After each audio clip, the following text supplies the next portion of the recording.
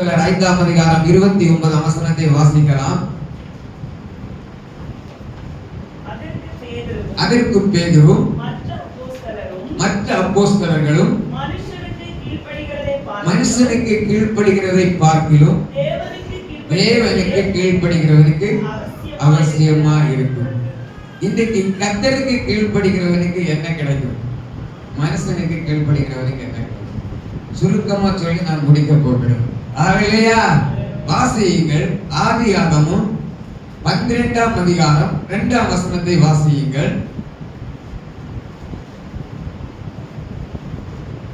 நான் உன்னை பெரிய ஜாதியாக்கி 1ஆம் வசனம். கர்த்தர் ஆபிரகாமை நோக்கி நீ உன் தேசத்தையும் உன் இனத்தையும் உன் தகப்பனுடைய வீட்டையும் விட்டு புறப்பட்டு நான் உனக்கு காண்பிக்கிற தேசத்துக்கு போ. நான் உன்னை பெரிய ஜாதியாக்கி உன்னை ஆசீர்வதித்து உன் பெயரை பெருமைப்படுத்துவேன். நீ ஆசீர்வாதமாய் இருப்பார். நம்ம ஆசீர்வதிக்கப்பட வேண்டுமானால் கர்த்தர் சொல்லுகிறதை கேட்க வேண்டும். ஹல்லேலூயா. கீழ்ப்படிதற்கு பின்னர் தான் ஆசீர்வாதம். ஹல்லேலூயா. அப்படியானால் கர்த்தர் என்ன சொன்னாரு? கர்த்தர் என்ன சொல்லுகிறாரு? கர்த்தர் சொல்லுகிறத எந்த மனுஷன் கேட்டு அவருக்கு அர்ப்பணித்து வருகிறாங்களோ அவங்களுக்கு கர்த்தர் ஆசீர்வதிப்பது நிச்சயம். ஹல்லேலூயா. இந்த வசனத்துல கர்த்தர் ஆபிரகாமை நோக்கி சொல்லுகிறார், முதலாவது உன் தேசத்தை விடு. ஹல்லேலூயா. நான் இந்த வசனத்தை படிக்கும் போது நான் நினைக்கிறேன், ஆபிரகாம் அதிகமாக தேச பற்றுதல் இருந்திருக்கார். ஹல்லேலூயா. சிலருக்கு தேச பற்றுதல் இருக்கும், சிலருக்கு உலக பற்றுதல் இருக்கும், சிலருக்கு குடும்ப பற்றுதல் இருக்கும், சிலருக்கு சில பற்றுகள் இருக்கும். உலகத்துல சில ஆசீர்வாதத்துக்கு மேல பற்றுதல் இருக்கும். ஆனால் சில காரியங்களை விடுகிறது மட்டும் கர்த்தருக்கு கீழ்ப்படிய முடியாது. ஹல்லேலூயா. சில காரியங்களை விடாத பட்சத்திலே நமக்கு வர வேண்டிய ஆசீர்வாதம் தடைப்படும். அது யாருக்கா இருந்தாலும் சரிதான், உங்களுக்கானாலும் சரிதான், எனக்கானாலும் சரிதான். ஆமென். பேசுகிறவன் ஊழியக்காரன் தீர்க்கதரிசி அப்படின்னு எல்லாம் கிடையாது. கர்த்தருடைய சமூகத்திலே எல்லாரும் ஒண்ணு. ஆமென். வசனத்தின்படி யார் கீழ்ப்படுகிறாங்களோ, வசனத்தின்படி யார் சத்தியத்தை ஏற்றுக்கொள்கிறாங்களோ அவங்களுக்கு தான் கர்த்தர் வைத்திருக்கிற ஆசீர்வாதம். ஹல்லேலூயா.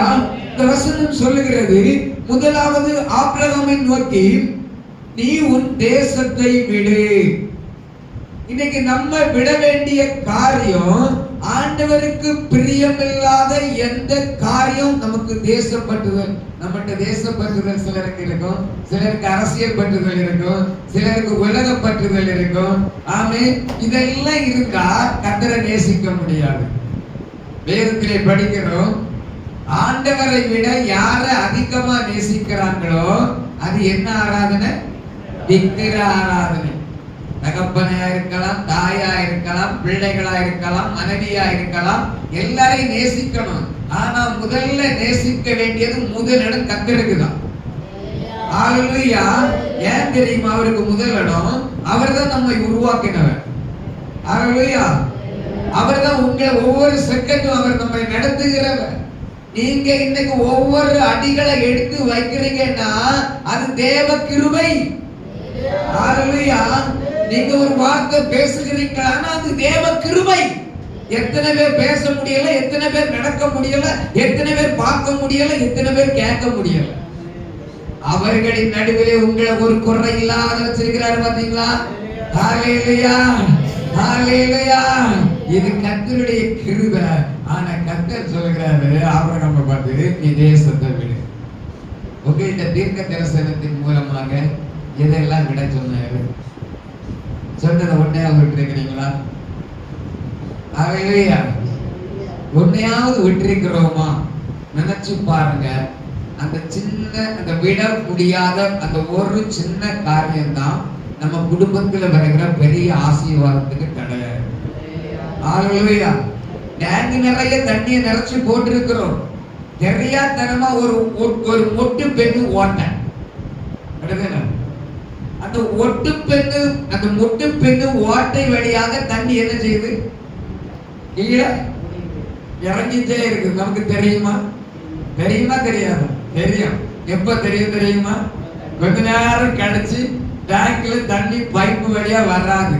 பார்த்தா இன்னைக்கு காலையில தான் போட்டேன், எங்க போச்சு? சிலவங்க வீட்டுல நடந்து திட்டுவாங்க. எதுக்கு திட்டுவாங்க? இவ்வளவு தூரத்துக்கு தண்ணி இவ்வளவு செலவாக்குதா? ஆனா தண்ணி எங்க போயிட்டு இருக்குது? ஓட்ட வழியா கீழே போயிட்டு இருக்கிறது. ஒரு சின்ன ஓட்டை பெரிய டேங்க்ல இருக்கிற தண்ணியோட ஊத்தி வேஸ்ட் பண்ணுகிறது போல உங்களுக்கும் எனக்கிட்ட இருக்கிற ஒரு சின்ன கீழ்ப்படியாமை உங்களுக்கு வர வேண்டிய ஒரு பெரிய நன்மைகளை அது தடை பண்ணி வைத்திருக்கிறது. இன்றைக்கு அதை கண்டு ஆண்டவரே, உம்முடைய சித்தத்துக்கு உம்முடைய சத்தத்துக்கு நான் கீழ்ப்படுகிறேன் என்று அர்ப்பணிப்பீர்களானால் உங்களை கர்த்தர் ஆசீர்வதிக்க அவர் சித்தமுள்ளவராய் இருக்கிறார். முதல்ல சொல்லுகிறார், உன் இனத்தை விடு, அவன் தேசத்தை விடு, தேசப்பற்றுவன்.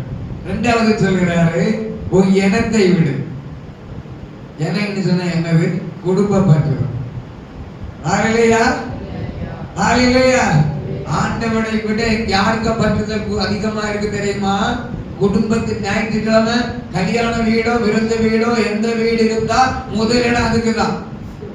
ஆகலையா? நேசிக்கிற ஆண்டவருக்கு முதலிடம் இல்ல, உருவாக்குற ஆண்டவருக்கு முதலிடம் இல்ல, உங்களை ஒவ்வொரு நாளும் பாதுகாக்கிற தேவனுக்கு முதலிடம் இல்ல. ஆனால் அதுக்கெல்லாம் போயிட்டு தான் நம்ம வருவோம். ஆகலையா? மரண வீட்டுக்கு போறது தப்பு இல்லை. ஏன் தெரியுமா? அது தற்செயலா வரும். அல்லேலூயா. அப்படிதானே? எப்ப மறிக்கிறாங்கன்னு தெரியல, எப்ப அடக்குறாங்கன்னு தெரியல, அது தற்செயலா வருது. ஆனா கல்யாண வீடு திட்டம் போட்டு செய்கிறது, பிறந்த நாள் வீடு திட்டம் போட்டு செய்கிறது, பாக்கி உள்ளது எல்லாமே திட்டம் போட்டு செய்கிறது. ஆனால் நம்ம இந்த ஆராதனையை முடக்கிட்டு போகிறோம் இல்லையா? இது என்ன தெரியுமா? இது என்ன பற்றுது? எனத்தின் பற்றுதல், குடும்ப பற்றுதல். ஆகலையா? குடும்ப பற்றுதல். அப்ப இந்த குடும்பத்துக்குள்ள வைக்க வேண்டிய ஐக்கியம் வச்சிருந்தா கூட ஆண்டவர் அதிகமா நேசிக்க முடியாது. ஆகலையா? பிள்ளைகளை நேசிக்கணும், மனைவியை நேசிக்கணும், தகப்பனை நேசிக்கணும், தாயை நேசிக்கணும், எல்லாரையும் நேசிக்கணும். ஆனா கர்த்தரை எல்லாருடைய மேலாக நேசிக்க வேண்டும். ஹalleluya. இந்த குடும்ப ஐக்கியத்துக்குள்ள ஞாயிற்றுக்கிழமை ஆராதனையோ உபாச கூட்டத்தையோ விட்டுட்டு நம்ம போவோமானால் உங்களுக்கும் அந்த இனத்தின் பற்றுதல். ஆண்டவர் சொல்றாரு, நீ முதல்ல தேசத்தை விடு, இரண்டாவது உன் இனத்தை விடு, மூணாவது உன் தகப்பன் வீடை விடு. ஹalleluya. தகப்பனுக்கு வீடை விடுகிறது கொஞ்சம் கடினம் தான். ஆனாலும் இதெல்லாம் எதை கிடைக்கிறது தெரியுமா? சிலவங்க தெரியுமா, எனக்கு கோத்திரம் என்ன, ரட்சிக்கப்பட்டவர்களும் சொல்லுவாங்க என் அப்பா வீடு என்ன, என் ஐஸ்வர்யம் என்ன. சிலர் சொல்லுவாங்க இந்த சின்ன சபையில வந்து ஆராதிக்கணுமா, நாம எவ்வளவு பெரிய குடும்பத்தார். ஹalleluya. என்ன கேட்கிறது இவனுடைய பிள்ளையே. ஆமென். அது மட்டும் இல்ல, தகப்பனாருக்கு தாயாருக்கு செய்ய வேண்டிய கடமைகளை செய்ய வேண்டும். ஆனால் அவர்கள் நமக்கு ஒரு விக்கிரமாய் மாறக்கூடாது. ஆமென். அவர்கள் ஆமென். சில தகப்பன்மார் ரட்சிக்கப்பட்டவங்களா இருக்கலாம், சிலர் ரட்சிக்கப்படாதவங்களா இருக்கலாம், உலகத்தாரா இருக்கலாம். அந்த தகப்பனும் தாயும் தான் ஆராதனைக்கு வரும்போதுதான் அந்த ஆராதனைக்கு விரோதமா எழும்புவாங்க. ஹalleluya. அவர்களை நேசிக்கணும். ஆனால் முதல் கண்ட்ரோல் கர்த்தருக்கு தான். ஹalleluya. ஆண்டவர் சொல்கிறார் அவங்களை பார்த்து, இவைகளை எல்லாம் நீ விட்டுட்டு புறப்படு. ஹalleluya. ஹalleluya. இதெல்லாம் உன் வாழ்க்கையில இருக்குமானா நீ எனக்கு சாட்சியாய் வாழ முடியாது, எனக்காக நீ ஜீவிக்க முடியாது. ஏன் தெரியுமா? ஆமென். ஆண்டவர் ஆராதிச்சுட்டு இருக்கும் போது தேசப்பற்றுதல் வந்துடும், அதுக்கப்புறம் உறவு பற்றுதல் வந்துடும், தகப்பன் பற்றுதல் வந்துடும். இதையெல்லாம் விட்டுட்டு நான் காண்பிக்கிற தேசத்துக்கு போ. ஹalleluya. கர்த்தர் உங்களை பார்த்து எதையெல்லாம் விட சொல்றாரு? அவர் நான் சொன்னதெல்லாம் சொல்லி இருக்க மாட்டாரு. சில பாவத்தை விட சொல்வாரு. ரகசிய பாவங்கள், அந்தரங்க வாழ்க்கை, அந்தரங்க உலகம். லோத்தை பார்த்து சொன்னாங்க, தூதன் சொன்னா நீ ஜீவன் தப்ப ஓடுன்னு சொன்னான். ஹalleluya. பின்னிட்டு பார்க்காத, எப்படி ஓடு? ஜீவன் தப்ப ஓடு. என்ன செய்தா? பின்னிட்டு பார்த்தா உப்பு தூணாமா. அப்ப நீ கீழ்ப்படுகிறது வரைக்கும் உப்பு தூணுதான். அல்லேலூயா. அவளுக்கு கீழ்ப்படிய மனசல்ல. கர்த்தர் உங்கள் மேல ஒரு திட்டத்தை வைத்திருக்கிறார், உங்கள் மேல ஒரு தீர்மானத்தை வைத்திருக்கிறார். அந்த தீர்மானம் உங்களுக்கு வர வேண்டிய ஆசீர்வாதம் ஏன் தடைபட்டு கிடக்கிறது என்றால் கர்த்தருடைய வார்த்தைக்கு நீ கீழ்ப்படியாத போனதுனாலே கர்த்தருடைய சித்தம் உன்மேல் நிறைவேற முடியவில்லை. உங்க மேல நிறைவேற முடியல. கர்த்தர் வச்சிருக்கிறாரு, உங்க வாழ்க்கையை ஒரு கட்சி கொண்டு வச்சிருக்கிறாரு, உன்னை உயர்த்தணும்னு வச்சிருக்கிறாரு, உன் குடும்பத்தை உயர்த்தணும்னு வச்சிருக்கிறாரு, உன் பிள்ளைகளை ஆசீர்வதிக்கணும்னு சொல்லி வைத்திருக்கிறார். ஆனால் நம்ம ஆண்டவருடைய வசனத்தை புறம்பே தள்ளுகிறோம், பின்னோக்கி பார்க்கிறோம். என்னை கேட்கிற தேவ பிள்ளையே, இந்த ஆபிரகாம் கர்த்தர் சொன்னார், அதுக்கப்புறம் ஒண்ணும் கிடையாது. அல்லேலூயா. எங்க போகணுமோ போகலாம்.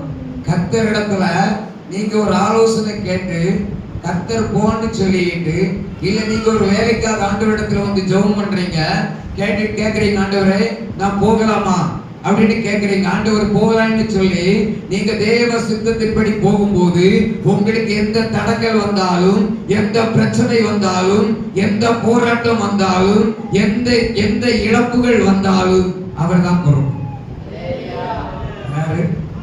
நான் இப்படி பாக்குறீங்க, அவர் என்ன போக சொன்னாரு? ஆபிரகாம் காண்பிக்கிற தேசத்துக்கு போன்னு சொன்னாரு. இந்த 15ஆம் வசனத்தை வாசிங்க. பார்வோனுடைய பிரபுக்களும் அவளை கண்டு பார்வோனுக்கு முன்பதாக அவளை புகழ்ந்தார்கள். கொண்டு போகப்பட்டார்.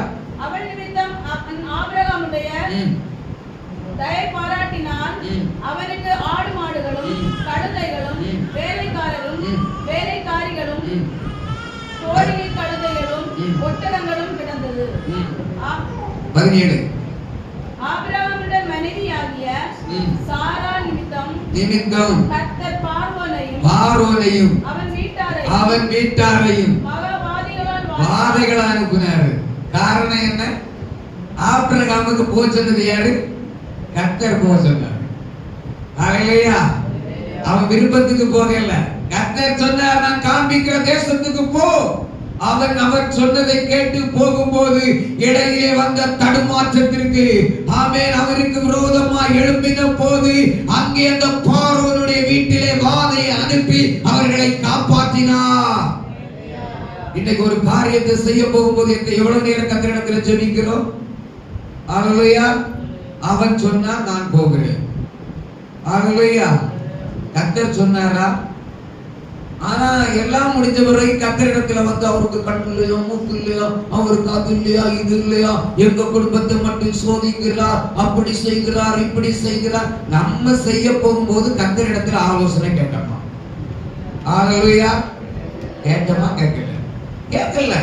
கேட்காத காரணத்தினால இப்ப வந்து என்ன செய்தாச்சு, நம்ம சொந்தப்படி சொந்த விருப்பத்தின்படி அநேக காரியங்களை செய்து வைத்து அநேக கண்ணிகளுக்குள்ளே பிரேமி. அந்த வசனம் சொல்லுது, மனுஷனை நம்புகிறவன், மனுஷனுக்கு பயப்படுகிறவன் கண்ணிகளுக்குள்ளே சிக்கிறான். கர்த்தருக்கு பயப்படுகிறவனோ அவன் உயர்ந்த அடைக்கலத்துக்குள்ளே இருக்கிறான். சரி, இருக்கட்டும். என்னை கேட்கிற தேவ பிள்ளைகளே, இந்த வசனம் சொல்லுகிறது, கர்த்தரிடத்திலே ஒருவன் ஆலோசனை கேட்டு கர்த்தருடைய சித்தத்தின்படி அவன் செய்வானானால், அவன் கர்த்தருடைய வார்த்தைக்கு கீழ்ப்படிவானானால் அவன் எந்த இடத்திலும் தடுமாறுவது இல்லை. நான் சொல்லல, கர்த்தருடைய வசனம் சொல்லுகிறது. அவர் சொல்லி ஒருவனுக்கு தடுமாற்றம் வந்தால் அது உத்தரவாதம் கர்த்தர். ஆபிரகாம் சொல்லி போகும்போது இடையில வந்த பிரச்சனைக்கு கர்த்தர் அவனை காப்பாற்றினார். ஹல்லேலூயா. ஹல்லேலூயா. என்னை கேட்கிற தேவனுடைய பிள்ளைகளே, அந்த 2ஆம் வசனம் சொல்லுகிறது, வாசிங்க. நான் உன்னை பெரிய ஜாதியாக்கி உன்னை ஆசீர்வதிப்பேன், உன் பேரை பெருமைப்படுத்துவேன், நீ ஆசீர்வாதமாய் இருப்பாய். இந்த வசனம் சொல்லுகிறது, கர்த்தர் சொன்னதை நீ செய்வாயானால் அவர் உன்னை ஆசீர்வதிப்பார். அல்லேலூயா. கீழ்ப்படிஞ்ச பிறகுதான் ஆசீர்வாதம். நான் கேட்கிறேன், உங்க பிள்ளைகளை எல்லாம் நம்ம பிள்ளைகள் கெட்டு போனேன்னு யாராவது நினைப்பீங்களா? நினைப்பீங்களா? என்ன நினைப்பீங்க? என் பிள்ளை இன்ஜினியர் ஆகணும், என் பிள்ளை டாக்டர் ஆகணும், என் பிள்ளை பெரிய MBBS ஆகணும், அப்படிதானே நினைப்போம். இதே மாதிரிதான் நம்ம ஏசப்பாவை நினைக்கிறார், என் பிள்ளையை ஆசீர்வதித்து அழகு பார்க்க. உங்க பிள்ளைகளை நீங்க அப்படி செய்யணும், இப்படி செய்யணும் அப்படின்னலாம் சொல்லி சொல்லி நீங்க அழகு பார்க்கிறது போல கர்த்தர் உன்னையும் என்னையும் அப்படியே அவருடைய வசனத்துக்கு கீழ்ப்படிய வச்சு அவருடைய சித்தத்துக்கு செய்ய வைத்து உங்களையும் என்னையும் ஆசீர்வதித்து அழகு பார்க்கும்படியாக தான் அவர் கீழ்ப்படின்னு சொல்லுகிறார். ஹalleluya, ஹalleluya. என்னை கேட்கிற தேவ பிள்ளையே, இன்னைக்கு ஆண்டவர் சொல்ற கீழ்ப்படிகிறவனை கர்த்தர் ஆசீர்வதிக்கிறார், அவன் பெயரை பெருமைப்படுத்துகிறான். கீழ்ப்படிகிறவன ஆமென். வசனம் சொல்லுது, பஞ்ச காலத்துல ஈசாக்கு விதை விதைத்த போது 100 மடங்கு பலன் கிடைச்சது. ஹalleluya. அதுக்கு காரணம் என்ன தெரியுமா? ஆபிரகாம் கர்த்தருக்கு கீழ்ப்படிந்தான். ஈசாக்கு ஆமென் தகப்பனுக்கு பரிசெலுத்த போகும்போது தன்னை அர்ப்பணித்தான். ஹalleluya. ஈசாக்குக்கு கீழ்ப்படிதல் இருக்கிறது, ஆபிரகாமுக்கு கீழ்ப்படிதல் இருக்கிறது, ஈசாக்குக்கு என்ன இருக்கிறது? அர்ப்பணிப்பு இருக்கிறது. அவன் விதை விதைத்த போது 100 மடங்கு பலனை கண்டான். அவனுக்கு எதிராக எழும்பின ஆமென் பேஸ்தியர்கள் ஆமென் கண்டு பொறாமைப்படுகிற அளவிலே உயர்த்தினார். இன்றைக்கு நம்முடைய தொழில்கள் ஏன் ஆசீர்வதிக்கப்படவில்லை? நம்முடைய வாழ்க்கை இன்றைக்கு ஏன் ஆசீர்வதிக்க முடியவில்லை? நம்முடைய சந்ததிகள் ஏன் ஆசீர்வதிக்க முடியவில்லை? நாம் கையின் பிரயாசம் ஏன் ஆசீர்வதிக்கப்பட முடியவில்லை? எங்கேயோ ஒரு காரியத்தை, ஒரு பாவ வாழ்க்கை, ஒரு பாவத்தை, இல்லாவிட்டால் ஒரு உலகத்தை, இல்லாவிட்டால் ஒரு உலக இன்பத்தை, இல்லாவிட்டால் ஒரு உலக ஆசையை ஏதோ ஒன்று பிடித்துக் கொண்டு தேவனுடைய சத்தத்துக்கு கீழ்ப்படிய விடாதபடிக்கு இன்றைக்கு ஒரு பெரிய ஆசீர்வாதத்தை நாம் இழந்து கொண்டிருக்கிறோம். ஹalleluya. ஆசீர்வாதத்தை இழப்பதற்கு ஒரே காரணம் தான் கீழ்ப்படியாமை. ஹalleluya. ஒரே ஒரு நபரை கூட நான் சுட்டி காட்டி நான் முடிக்க ஆசைப்படுகிறேன். நேரம் கொண்டதுனால வாசிக்கலாம். யோனாவின் புத்தகம் 1ஆம் அதிகாரம் 1ஆம் வசனத்தை வாசியுங்கள். அமித்தாயின் குமாரனாகிய யோனாவுக்கு கர்த்தருடைய வார்த்தை உண்டாகி, அவர், நீ எழுந்து மகாநகரமாகிய நினிவேக்கு போய் அதற்கு விரோதமாக பிரசங்கி, அவர்களுடைய அக்கிரமம் என் சமூகத்தில் வந்து எட்டினது என்றார். அப்பொழுது யோனா கர்த்தருடைய சமூகத்தினின்று விலகி தர்ஷீஷுக்கு ஓடி போகும்படி எழுந்து யோப்பாவுக்கு போய் தர்ஷீஷுக்கு போகிற ஒரு கப்பலை கண்டு கூலி கொடுத்து தான் கர்த்தருடைய சமூகத்தினின்று விலகும்படி அவர்களோட தர்ஷீஷுக்கு போகிற கப்பலில் இங்க ஆபிரகாமுக்கு கர்த்தருடைய வார்த்தை வந்தது, கீழ்ப்படிந்தார், ஆசீர்வதிக்கப்பட்டார். ஹalleluya, ஹalleluya. இங்க யோனாவுக்கு கர்த்தருடைய வார்த்தை வருகிறது. 3ஆம் வசனத்தை வாசிங்க. அப்பொழுது யோனா சமூகத்தை விட்டு விலகி தர்ஷீசுக்கு ஓடி போனான். ஹalleluya. 2 பேருக்கும் தேவ வார்த்தை தான். ஹalleluya, ஹalleluya, ஹalleluya. 2 பேருக்கும் தேவ வார்த்தை தான். அவனுக்கு விடுன்னு சொன்னாரு, அவன் விட்டாரு, ஆசீர்வதித்தாரு, பேரை பெருமை பண்ணினாரு. ஆமென். அவரை பெரிய ஜாதி ஆக்கினாரு. இவரை பார்த்து சொல்றாரு, நீ விட்டுட்டு நீ தர்சுவுக்கு போய் என்று சொல்லுகிறாரு, நினிவேவுக்கு போன்னு சொல்லுகிறாரு. இவன் தர்சுவுக்கு கூலி கொடுத்து கப்பல் ஏறுகிறான். ஹalleluya. கூலி கொடுத்து கப்பல் ஏறி அவன் என்ன செய்கிறானா, தேவ சமூகத்தை விட்டு போகிறான். இவன் தேவ சமூகத்தை விட்டு போய் இந்த 4ஆம் வசனத்திலே சொல்லுகிறது, வாசிங்க. சமுத்திரத்தின் மேலே பெருங்காற்றை வர பண்ணி அதனால் கடலிலே கப்பல் உடையும் என்று நினைக்கத்தக்க பெரிய கொந்தளிப்பு உண்டாயிற்று. போதும், கொந்தளிப்பு உண்டாயிற்று. கீழ்ப்படிஞ்சவனுக்கு ஆசீர்வாதம், கீழ்ப்படியாம போனவனுக்கு கொந்தளிப்பு. ஹalleluya, ஹalleluya. அதுதான் ஒரு வசனம் சொல்லுகிறது, கர்த்தருக்கு கீழ்ப்படுகிறவனுக்கு ஆசீர்வாதம் உண்டு. மனுஷனுக்கு கீழ்ப்படுகிறவன் கண்ணிக்குள்ள விழுவான். அதான் சொல்லி இருக்கிறது. நீதிமொழிகள் 29:25 கூட வாசிங்க. பெருநெஞ்சன் வழக்கை கொள்ளுகிறான், கர்த்தரை நம்புகிறவன் செழிப்பான். இல்ல, மனுஷனுக்கு பயப்படுகிறவன் எங்க போகிறான்? கண்ணிக்குள்ள போகிறான். மனுஷன் எப்பவும் கண்ணியை வச்சுட்டு தான் இருக்கும். காலையிலையா எப்படியாவது உங்களை கெடுக்கலான்னு கண்ணியை வச்சுட்டு தான் இருப்பான்.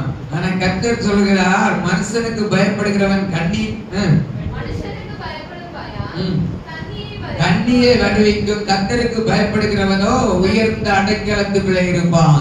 ஹalleluya, ஹalleluya. என்னை கேட்கிற தேவனுடைய பிள்ளையே, இந்த யோனா என்ன செய்கிறான்? கர்த்தருடைய சமூகத்தை விட்டு விலகி போகிறான், கர்த்தருடைய சத்தத்தை விட்டு விலகி போகிறான், கர்த்தருடைய திட்டத்தை விட்டு விலகி போகிறான், கர்த்தருடைய தீர்மானத்தை விட்டு விலகி போகிறான், கர்த்தருடைய வழியை விட்டு விலகி போகிறான், அவருடைய சித்தம் செய்கிறான்.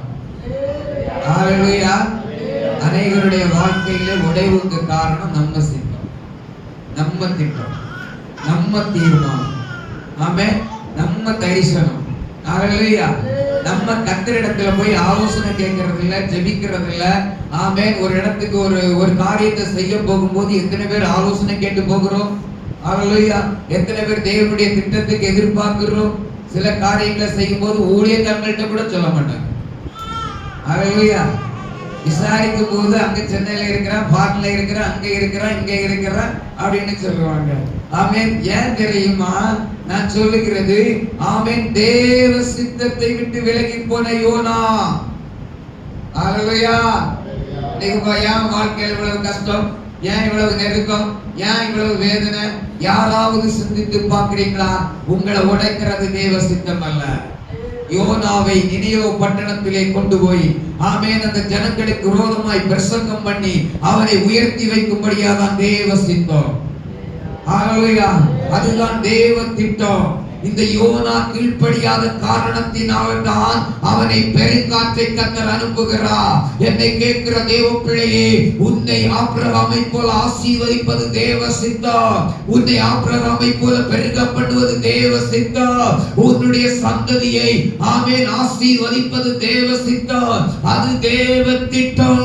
நீங்களும் நானும் எந்த ஒரு இடத்திலே கீழ்ப்படியாமை, ஆண்டவருக்கு பிரியமில்லாதபடிக்கு உலகத்தின் பின்னால உலகத்தின் காரியத்தை இந்த யோனாவை போல செய்து கொண்டிருக்கிற நாளிலே கர்த்தர் நம்முடைய குடும்பத்தையும் நம்முடைய வாழ்க்கையும் நம்முடைய பிள்ளைகளுக்கு வர வேண்டிய ஆசீர்வாதங்களும் வராதபடி சில இடங்களிலே தடைப்பட்டு கிடக்கிற காரணம் ஊழியக்காரன் அல்ல, ஆண்டவர் அல்ல. நம்ம கர்த்தருக்கு ஒப்பு கொடுக்காத அந்த காரியம் தான் நம்ம வாழ்க்கையிலே சித்திரவதைப்படுத்தி கொண்டிருக்கிறது. மறந்து போகாதீங்க. ஒரு யோனா கீழ்ப்படியாமை போன காரணத்தினாலே அந்த கப்பல் உடைக்கப்படுகிறது. தொடர்ந்து வாசிக்கும் போது அந்த 4ஆம் வசனத்தை வாசிங்க. அப்பொழுது கப்பல்காரன் பயந்து அவனவன் தன் தேவனை நோக்கி வேண்டுதல் செய்து பாரத்தை லேசாக்கும்படி கப்பலில் இருந்து சரக்குகளை சமுத்திரத்தில். இப்ப என்ன சொல்றாங்க தெரியுமா? அவங்க அவனவன் தன் தேவனை வேண்டுதல் செய்யுங்க. உங்க தேவனை நோக்கி கூப்பிடுங்க. பலதர மக்கள் இருந்திருப்பாங்க. ஆமென். எல்லார்ட்டையும் சொல்றாங்க, நம்ம உள்ள இருக்கிறவங்க சொல்றாங்க, உங்க தேவனை கூப்பிடுங்க, விண்ணப்பம் செய்யுங்க. யாருக்கு தேவனாவது இறங்குனா இறங்கட்டும். எங்க இறங்குறதுக்கு? தப்பு செய்தவன் எங்க இருக்கிறான்? கப்பலுக்கு அடித்தட்டுல நல்ல நித்திரை பண்ணிட்டு இருக்கிறோம். ஹalleluya. நம்ம செய்ய வேண்டியதெல்லாம் செய்து உள்ள வச்சிட்டு கர்த்தர் என்ன ஆசீர்வதிக்கலையே, நான் வருகிறேனே, இத்தனை வருஷம் ஆராதிக்கிறேனே, உபவாச கூட்டத்திலே எல்லாம் வந்து பங்கெடுக்கிறேனே, ஆசீர்வாதம் எனக்கு காணலையே. எப்படி ஆசீர்வதிப்பாரு?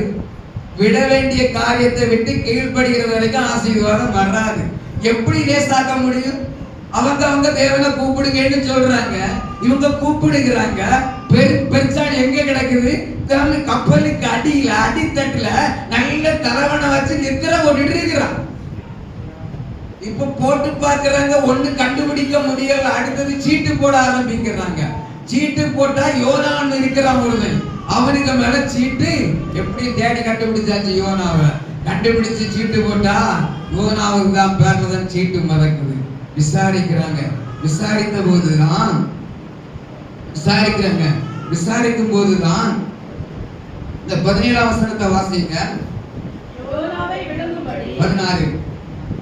அப்பொழுது அவர்கள் கர்த்தரை நோக்கி கூப்பிட்டு, கர்த்தாவே, இந்த மனுஷனுடைய ஜீவிதத்தின் நிமித்தம் எங்களை அழித்து போடாதையும், குற்றமில்லாத இரத்தப்பழியை எங்கள் மேல் சுமத்தாதையும், தேவனீர் கர்த்தர் உமக்கு சித்தமாயிருக்கிறபடி செய்கிறீர் என்று சொல்லி யோனாவை எடுத்து சமுத்திரத்திலே போட்டார்கள். சமுத்திரம் தன் மும்முரத்தை விட்டு அமர்ந்தது. ஹalleluya, ஹalleluya. தூக்கி போட வேண்டியவனை போட்டாங்க, சமுத்திரம் அமர்ந்தது. ஆனால் இவன் சொன்னா என்ன நினைச்சான் தெரியுமா? சமுத்திரத்துல போனா செத்து போயிடுவான். ஹalleluya. இதோட வாழ்க்கை முடிஞ்சுன்னு நினைக்கலாம். நம்ம அப்படி நினைப்போங்களா?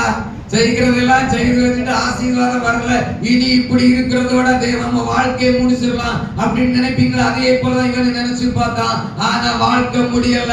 இவனை எப்படியாகி ஒரு பாடத்தை கற்றுக் கொடுக்க வேண்டும் என்று சொல்லி அவனுக்கு பெரிய ஒரு மீனை கத்தர் ஆயத்தப்படுத்தி வைத்திருக்கிறார். இவன் விழவும் ஆமென் யோனாவை விழுங்கும்படிக்கு அவனோட ஒரு பெரிய மீனை செய்து கத்தர் அனுப்பி விட்டிருக்கிறார். இப்போ அல்லும் பகலும் 3 நாள் மீனுக்கு வயிற்றுக்குள்ள இருந்து இப்பதான் பொருத்தனை ஜெபம். ஹalleluya. கீழே படிச்சு வரும்போது சொல்கிறது பொருத்தனை ஜெபம். நல்ல சுகமா இருக்கும்போது கீழ்ப்படிய மனசு இல்ல, சுகமா இருக்கும்போது கர்த்தருடைய கற்பனைக்கு செவி கொடுக்க மனசு இல்ல, உபாச ஜெபத்துக்கு வர முடியல, ஆராதனைக்கு வர முடியல, ஆமென், ஞாயிற்றுக்கிழமை ஆராதனைக்கு வர முடியல, சாக்கு போக்கு. இப்பொழுதோ ஆண்டவர் சத்துருடைய கையில ஒப்பு கொடுத்த போது இப்பொழுதோ யோனா மீனுக்கு வயிற்றுக்குள்ள இருந்துட்டு இப்போ 3 நாளும் என்ன ஜெபம்? வசனத்தை தொடர்ந்து வாசிங்க. கர்த்தருக்கு மிகவும் பயந்து கர்த்தருக்கு பலியிட்டு பொருத்தனைகளை பண்ணினார்கள். யோனாவை விழுங்கும்படி ஒரு பெரிய மீனை கர்த்தர் ஆயத்தப்படுத்தினார். 15 வாசிங்க. 16. அப்பொழுது அந்த மனுஷர் கர்த்தருக்கு மிகவும் பயந்து கர்த்தருடைய பலியிட்டு பொருத்தனைகளை பண்ணினார்கள். யோனாவை விழுங்கும்படி ஒரு பெரிய மீனை கர்த்தர் ஆயத்தப்படுத்தி இருந்தார். அந்த மீன் வயிற்றிலே யோனா ராப்பகல் 3 நாள் இருந்தான். அந்த மீனின் வயிற்றில் இருந்து யோனா தன் தேவனாகிய கர்த்தரை நோக்கி விண்ணப்பம் பண்ணி, என் நெருக்கத்தில் நான் கர்த்தரை நோக்கி கூப்பிட்டேன். இப்ப ஜெபம் எங்க இருக்குது? எங்க ஜெபம்? இப்போ நீங்க வயிற்றுக்குள்ள சோமா இருக்கும்போது ஜெபம் பண்ண முடிஞ்சுதா? முடியலையா? சுகமா இருக்கும்போது கீழ்ப்படுத்திருந்தா ஆபிரகாம் போல ஆசீர்வாதத்தை வாங்கி இருக்கலாமே. இவ்வளவு உடைவதுக்கு, இவ்வளவு வேதனை எதுக்கு? இவ்வளவு பாரம் எதுக்கு? இவ்வளவு நெருக்கம் எதுக்கு? இவ்வளவு கஷ்டம் எதுக்கு? நமக்கு மட்டுமா? ஒரு யோனா கீழ்ப்படியாதனால பயணிக்கு பிரச்சனை, கப்பலுக்கு பிரச்சனை, எவ்வளவு வேதனை. ஒரு வீட்டுல இருக்கிற ஒரு தலைவர் கீழ்ப்படியாம போனா, அவர் உலகத்தை ஒட்டி போனா அந்த குடும்பத்துக்கே பிரச்சனை தான், அந்த வீட்டுக்கே பிரச்சனை தான். அந்த வீட்டுல எத்தனை பேர் இருக்கிறாரோ அத்தனை பேருக்கும் பிரச்சனை தான். ஆனா சுகமா இருக்கும் போது அவனுக்கு கீழ்ப்படிய முடியல. இப்ப அந்த வசனம் சொல்லுகிறது, அவன் மீனுக்கு வயிற்றுக்குள்ளே இருந்து யோனா தேவனை நோக்கி கர்த்தரை நோக்கி விண்ணப்பம் பண்ணுகிறான். என் நெருக்கத்திலிருந்து கர்த்தரை நோக்கி கூப்பிட்டேன், அவர் எனக்கு உத்தரவரலையா? பாதாளத்தின் நீர் என் சத்தத்தை கேட்டீர். சமுத்திரத்தின் நடுமையாகிய ஆழத்திலே நீர் என்னை தள்ளிவிட்டீர். நீரோட்டம் என்னை சூழ்ந்தது. ஹalleluya. வாசிங்க 2ஆம் அதிகாரம் 19ஆம் வசனத்தை வாசிங்க. நானோ இனி துதியின் சத்தத்தோடே பலியிடுவேன். நான் பண்ணின பொருத்தனை செலுத்துவேன். ரட்சிப்பு கர்த்தருடையது போதும். ஹalleluya. எங்க பொருத்தனை ஜெபம்? நெருக்கத்துல வந்த போது உடைவு வந்த போது நம்ம ஆளுக்கு அப்படிதான் சுகமா இருக்கும்போது ஆராதனைக்கு வர மாட்டாங்க. உபாச கூட்டத்துக்கு தேடி கூப்பிட வேண்டியது இருக்கிறது. ஆமே, ஜபத்துக்கு கூப்பிட வேண்டியது இருக்கிறது. ஆமே, ஆனா கஷ்டம் வரும்போது, நெருக்கம் வரும்போது ஓடி ஓடி ஓடி ஓடி வருவாங்க. அடுத்தது அந்த நெருக்கம் மாறின போது மறுபடியும் ஆழ தேடி தான் கண்டுபிடிக்கும். அதான் அப்படியான ஒரு விசுவாமே என்னன்னா ஒரு கொடைக்கு சமம். கொடை எப்ப தேடுவோம்? கொடை எப்ப தேடும்? மழை வரச்சிடும். அடுத்தது எப்போது? அப்ப அடுத்தது என்ன செய்யும்? கொடையை கொண்டு என்ன செய்யும்? ஒதுக்கி போடும். அடுத்தது எப்ப தேடும்? அடுத்த மழை வரச்சிடும். இதுதான் ஆண்டவரையும் ஒரு கொடை மாதிரிதான் வேடிக்கை பார்க்கிற ஒரு அனுபவம். தேவ பிள்ளையே, நீங்க நல்லா புரியுங்க. ஆபிரகாம் கீழ்ப்படிந்து பிரச்சனை இல்லாதபடிக்கு அவன் ஆசீர்வாதத்தையும் பேர் புகழையும் அவர் பேசாம வாழ்ந்தார்.